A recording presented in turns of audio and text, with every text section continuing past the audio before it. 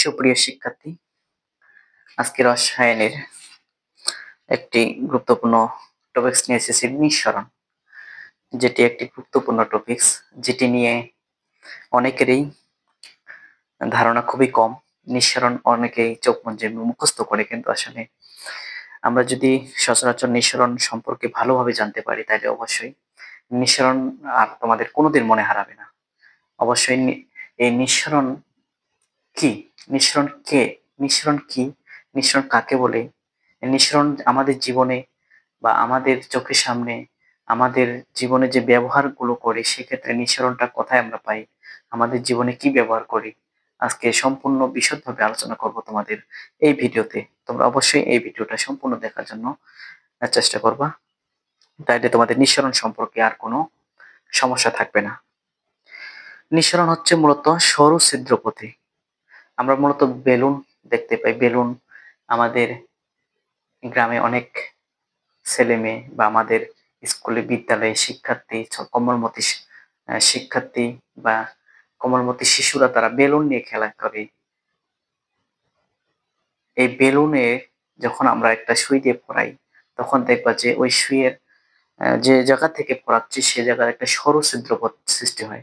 এই সরু ছিদ্রপথ থেকে বেলুনের ভেতর থেকে যে হাওয়াটা বের হয়ে যাচ্ছে, এটাই একটা মনে করো নিঃসরণের একটি উদাহরণ। ঠিক আছে, তাহলে বেলুন থেকে আমরা যদি সুই দিয়ে পরাই, সেক্ষেত্রে সরু ছিদ্রপথ দিয়ে যে সজোরে গ্যাসটা চাপ সৃষ্টি হয়ে বেরিয়ে যাচ্ছে, মানে বেলুনের ভিতরে প্রবল চাপ, আবার বেলুনের বাইরে বাতাস বা বায়ুমণ্ডলের তাপমাত্রা খুবই কম।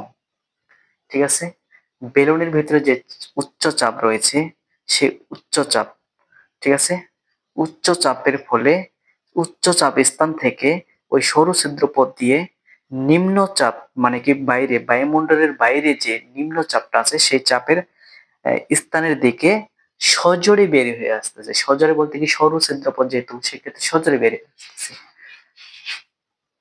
তো চলো আমরা নিঃসরণের সংজ্ঞায় যাই। দেখতে পাচ্ছ, সরু ছিদ্রপথে আমরা নিঃসরণের সংজ্ঞা দেখতে পাচ্ছি।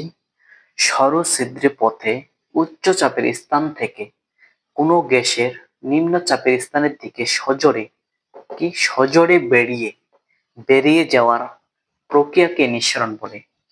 মনে করে একটা বেলুন নিছি, ঠিক আছে, বেলুন নিছি, বেলুন নেওয়ার ফলে আমরা একটা সুই নিলাম, ঠিক আছে, এই সুই দিয়ে এখানে একটি ফোড়া করলাম,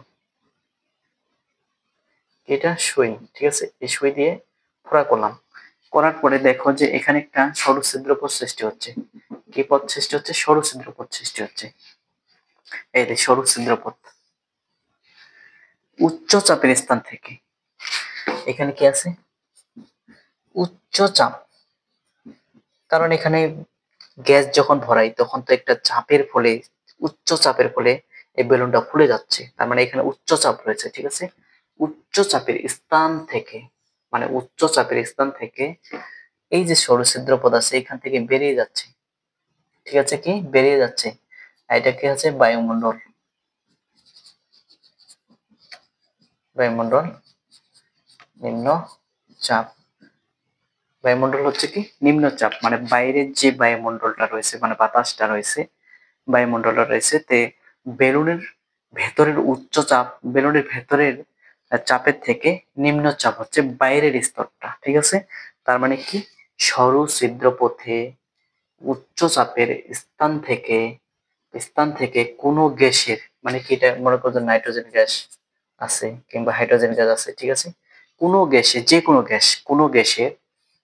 গ্যাসের নিম্ন চাপের স্থান থেকে, এই যে নিম্ন চাপ, মানে কি বাইরে যে চাপটা আছে, বাইরে যে বায়ুমণ্ডলে বাতাস কিংবা বায়ুমণ্ডলটা রয়েছে, সেটা বেলুনের থেকে নিম্ন চাপ, ঠিক আছে, নিম্ন চাপের স্থানের দিকে, তার মানে এদিকে যাচ্ছে।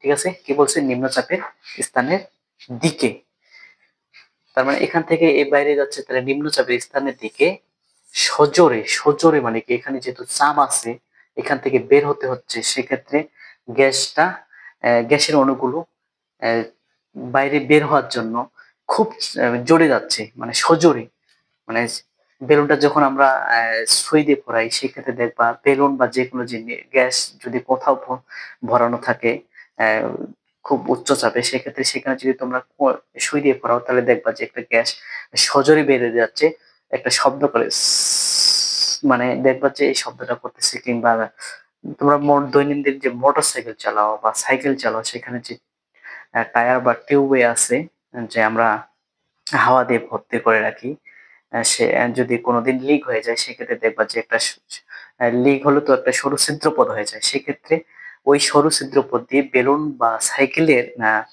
মোটরসাইকেল বা সাইকেলের যে টিউবে বাতাস ভরে ভরে রাখি সেই গ্যাস বাতাসটা বা গ্যাসটা সেই সরু ছিদ্রপথ থেকে সজোরে বেরিয়ে আসে। তখন আমরা একটা শব্দ অনুভব করতে পারি, যে শব্দটা হয় এরকম সেরকম বেলুনটা, এই বেলুনে দেখবে যে বেলুনের যে ছিদ্রটা আছে এই ছিদ্রটা থেকেও এই বেলুনের যে গ্যাসটা রয়েছে সেটাও সজোরে বেরিয়ে যায় করে বেরিয়ে, ঠিক আছে, এভাবে বেরিয়ে যায়। এই যে বেরিয়ে যাওয়ার প্রক্রিয়াকে কি বলা হয়? একটা নিঃসরণ, ঠিক আছে। আর এই নিঃসরণটাই আমরা আমার আগের ভিডিওটি বেপন পড়াইছি, ঠিক আছে। যারা বেপন সম্পর্কে জানো না, আমার আগের ভিডিওটা দেখে আসবে, যে বেপন সম্পর্কে সার্চ দিলে বা আমার নাম দিয়ে সার্চ দিলে, আমার চ্যানেলের নাম দিয়ে সার্চ দিলে তোমরা আমার ভিডিওটা পেয়ে যাবে। দেখবা যে বেপন সম্পর্কে আমি সুন্দরভাবে বুঝিয়ে দিয়েছি। তার মানে কি, এখান থেকে যখন বেরিয়ে যাচ্ছে সজোরে উচ্চচাপের স্থান থেকে নিম্নচাপের দিকে কোনো গ্যাসের সজোরে বেরিয়ে যাচ্ছে, তারপর বেরিয়ে যাওয়ার পরে যে বাইরে আসতেছে আসার পরে আস্তে আস্তে আস্তে আস্তে আস্তে সব জায়গাতে ছড়িয়ে পড়তেছে, এটাকে বলা হয় বেপন। তার মানে আগে নিঃসরণ ঘটে, তারপরে কি ঘটে? বেপন ঘটে। এটা আমরা নিঃসরণের সংজ্ঞাটা করলাম। এবার নিঃসরণের আসল বৈশিষ্ট্য, আমরা এবার নিঃসরণের বৈশিষ্ট্য করব।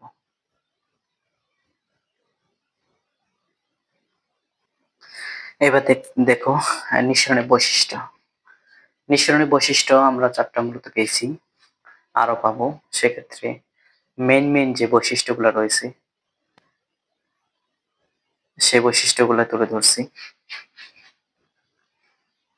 দেখো, শুধুমাত্র গ্যাসীয় পদার্থের নিঃসরণ হয়, গ্যাসীয় পদার্থের শুধুমাত্র নিঃসরণ হয়। আমরা বেপন সম্পর্কে দিচ্ছি, বেপনের কঠিন, তরল, বায়বীয় তিনটারই নিঃসরণ হয় না, বেপন হয়।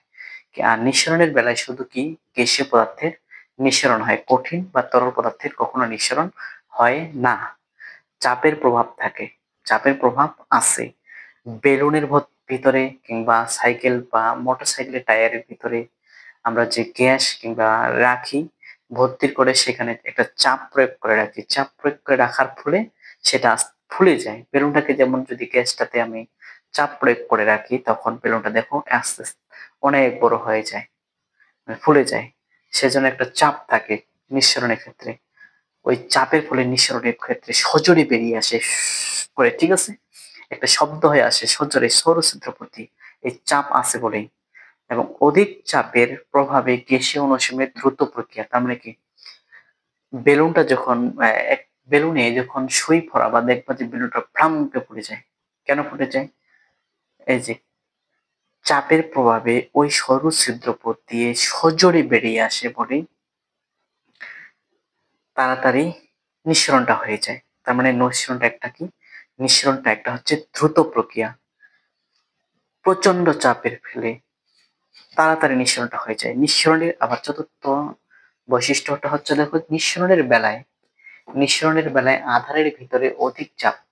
তার মানে কি, বেলুনে যদি আমি গ্যাস রাখি, এই বেলুনের ভিতরে একটা অধিক চাপ, মানে আধারের ভিতরে অধিক চাপ এবং বাইরে কম চাপ। এই যে বায়ুমণ্ডল আছে এই বায়ুমণ্ডলে কম চাপ, ঠিক আছে, কম চাপ ভিতরে, আধারের ভিতরে অধিক চাপ, বায়ুমণ্ডলে বা বাইরে আছে কম চাপ বা ভ্যাকুয়াম অবস্থায় থাকে, বা শূন্য থাকতে পারে বা কম চাপও থাকতে পারে বাইরে, ঠিক আছে। আরেকটা বৈশিষ্ট্য আমরা দেখতে পারি যে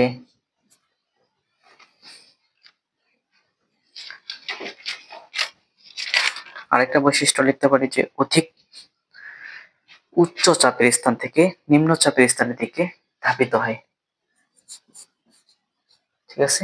উচ্চ চাপের স্থান থেকে নিম্ন চাপে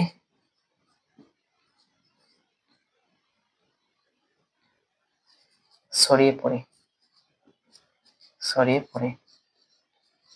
ঠিক আছে। উচ্চচাপের স্থান থেকে নিম্নচাপের স্থানের নিম্নচাপে উচ্চচাপের স্থান থেকে নিম্নচাপের স্থানে ছড়িয়ে পড়ে, ঠিক আছে। এই কয়েকটা বৈশিষ্ট্য, আশা করি তোমরা নিঃসরণ সম্পর্কে ভালো বুঝতে পারছো। নিঃসরণ কি, নিঃসরণ কিভাবে হয়, নিঃসরণ মূলত কি, ঠিক আছে। নিঃসরণ কাকে বলে, নিঃসরণের বৈশিষ্ট্য, নিঃসরণের ধর্ম, আশা করি তোমাদের আর ভুল হবে না। নিঃসরণ, আর যারা বেপন সম্পর্কে কম বুঝো, কম জানো, বেপন সম্পর্কে বোঝো না, তারা অবশ্যই আমার আগের ভিডিও বেপন সম্পর্কে ভিডিওটা দেখবা। ধন্যবাদ সবাইকে আমার এই ভিডিওটা ধৈর্য সহকারে দেখার জন্য, তোমাদের জন্য।